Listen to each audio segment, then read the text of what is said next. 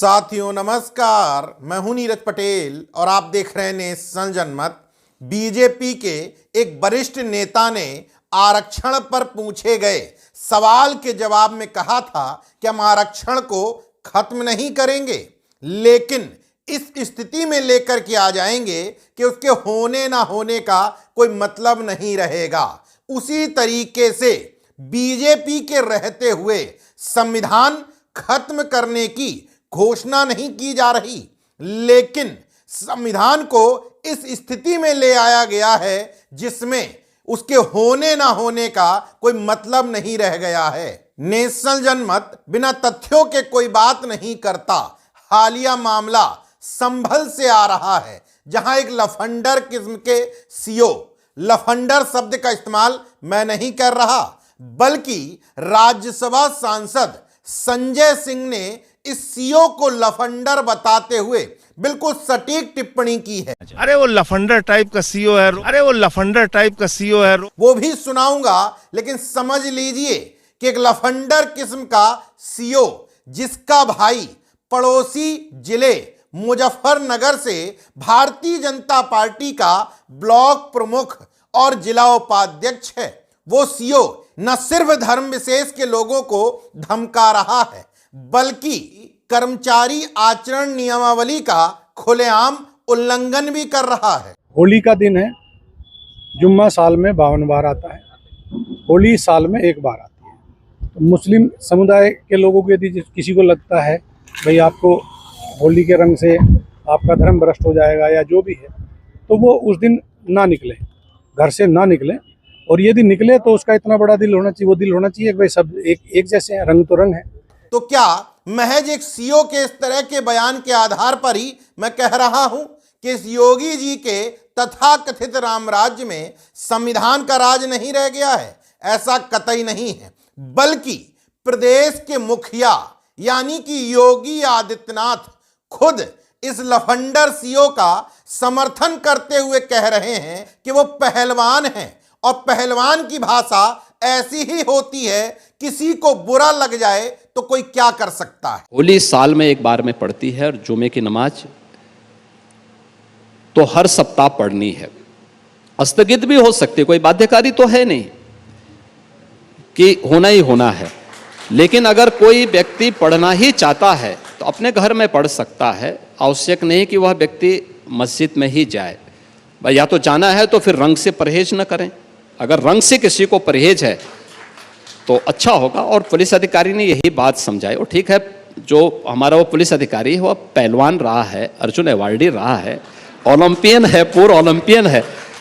तो अब पहलवान की बात है तो पहलवानी की तरह बोलेगा तो थोड़ा कुछ लोगों को बुरा लगता है, लेकिन सच है, उस सच्चाई को स्वीकार करना चाहिए। अच्छा, अब जब साक्षात हजूर यानी कि प्रदेश के मुखिया का ही इस तरीके का बयान आ गया, तो किसकी हैसियत है कि सीओ अनुज चौधरी को छेड़ सके? तो अब इस बात को करने का कोई औचित्य प्रतीत नहीं होता कि ये सीओ कर्मचारी आचरण सेवा नियमावली 1956 के नियम 3 और 4 का खुलेआम उल्लंघन कर रहा है। नियम 4 में स्पष्ट तौर पर लिखा है, प्रत्येक सरकारी कर्मचारी सभी लोगों के साथ, चाहे वो किसी भी जाति, पंथ या धर्म या वर्ण का क्यों ना हो, समान व्यवहार करेगा। नहीं कर रहा है। अमिताभ ठाकुर पूर्व आईपीएस ऑफिसर इसी सीओ के खिलाफ पहले भी शिकायत दर्ज करवा चुके हैं, क्योंकि वर्दी में ही गदा लेकर के टहल रहा था।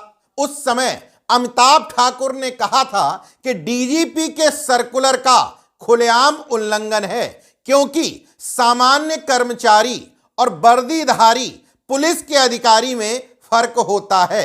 वर्दी में वो क्या क्या कर सकता है, क्या नहीं कर सकता है, इसकी नियमावली अलग है। लेकिन अनुज चौधरी से सवाल करेगा कौन? पूर्व डीजीपी विक्रम सिंह कह रहे हैं कि आचरण के अनुरूप कतई नहीं है, लेकिन सुनेगा कौन? पुलिस अधिकारी हो या कोई अधिकारी हो, अपनी बात संतुलित, परिमार्जित और सबको साथ लेके चलने वाली हो सकती है। अगर आप मरहम नहीं लगा सकते हैं तो बेहतर यह है कि मौन रहें। कोई भी बयान देने से पहले क्या आपको शासन ने अधिकृत किया है मीडिया से बात करने के लिए? और अगर नहीं किया है तो गवर्नमेंट सर्वेंट कॉन्डक्ट रूल्स के ये विरोध में है, दंडात्मक कार्रवाई होनी चाहिए। बहरहाल इस पूरे घटनाक्रम में सीओ अनुज चौधरी जो यूपी पीसीएस की परीक्षा पास करके नहीं बल्कि खेल कोटे से डिप्टी एसपी बने हैं, उनकी जो मनसा थी वो पूरी हो गई। वो योगी जी की नजर में नंबर बढ़वाना चाहते थे, क्योंकि योगी जी के राज में जो जितनी सांप्रदायिक बात करेगा, जितना समाज को दकियानूसी परंपराओं में ढकेलने की कोशिश करेगा, जितना पाखंड और अंधविश्वास फैलाने की कोशिश करेगा, उतने उसके अंक बढ़ते हैं, उसकी पोस्टिंग उसी हिसाब से निर्धारित की जाती है। तो अनुज चौधरी को लेकर के आम आदमी पार्टी के राज्यसभा सांसद संजय सिंह ने स्पष्ट तौर पर कहा कि लफंडर किस्म का सीओ अनुज चौधरी आज जो बात कर रहा है, सरकार बदलेगी तो उसी भाषा में बात करने लगेगा। मैं काफी हद तक इस बात से सहमत भी हूं। अरे वो लफंडर टाइप का सीओ है, रोज आप लोग उसका बयान लेके उसको हाईलाइट करते रहते हैं। ईओ सीओ इन लोगों के बयान, ये सब गुलाम है। अभी कल को सरकार बदलेगी, दूसरी भाषा बोलने लगेंगे। ये एक महाबली सीओ आप लोग दिखाते रहते हो कि हाँ ऐसा बोल दिया वैसा कर दिया। अरे इन चीजों से आप लोगों को भी बचना चाहिए। हालांकि मेरा इन तथाकथित धर्मों के क्रियाकलापों से कोई संबंध नहीं, लेकिन सीओ अनुज चौधरी और मुख्यमंत्री योगी आदित्यनाथ बड़े ही तार्किक और वैज्ञानिक ढंग से ये समझाने की कोशिश कर रहे हैं एक धर्म विशेष के लोगों को कि खास दिन घर से बाहर नहीं निकलोगे तो क्या हो जाएगा, घर में ही नमाज पढ़ लोगे तो क्या बिगड़ जाएगा। वैसे ही मैं गुरु चेलों से पूछना चाहता हूं कि अगर कावड़ होने वालों को यह शिक्षा दे दो कि डीजे पर डांस नहीं करोगे, समाज का माहौल नहीं बिगाड़ोगे, सड़क पर बवाल नहीं करोगे, नशाखोरी नहीं करोगे, इतनी दूर तुम्हारे जाने से तमाम बच्चों का विद्यालय, तमाम रोड प्रभावित होते हैं, ये सब ना करके अगर तुम घर में कर लोगे तो क्या बिगड़ जाएगा। लेकिन नहीं पूछोगे, क्योंकि तुम्हारे लिए ये धार्मिक मसला नहीं बल्कि राजनीतिक मसला है। योगी आदित्यनाथ की इस बात पर मैं तारीफ करता हूं कि वो शख्स जिस विचारधारा को लेकर के चल रहा है उस विचारधारा में एकदम क्लियर है। सामने जो तथाकथित प्रमुख विपक्ष है उत्तर प्रदेश में, वो कतई क्लियर नहीं है। उसके मुखिया के चेले ये बताने की कोशिश करते हैं कि हमारे मुखिया इसलिए चरणों में लौट गए, इसलिए नहाने चले गए क्योंकि जनता को दिखाना पड़ता है। मैं उन चेलों से पूछना चाहता हूं कि ऐसे समय में जहां एक मुख्यमंत्री स्पष्ट तौर पर नफरतवादी सांप्रदायिक राजनीति कर रहा हो, खुलेआम धर्म की पिच पर खेल रहा हो, तुम उससे बड़ा ड्रामा क्या करोगे। उनकी पिच पर खेलने जाओगे तो धुआंधार बैटिंग होगी और गेंद वैसे ही पिच से बाहर हो जाएगी जैसे पिछले विधानसभा चुनाव में हुई थी। लोकसभा चुनाव में तुमने अपनी पिच बनाने की कोशिश की तो तुम्हारी बैटिंग इतनी शानदार रही कि बीजेपी कम से कम उत्तर प्रदेश में चारों खाने चित हो गई।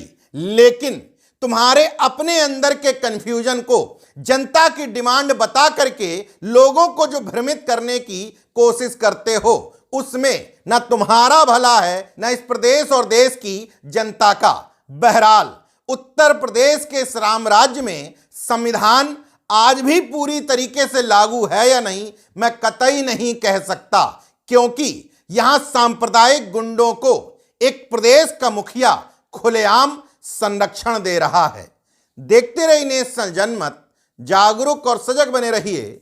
जय विज्ञान, जय संविधान, जय लोकतंत्र। धन्यवाद।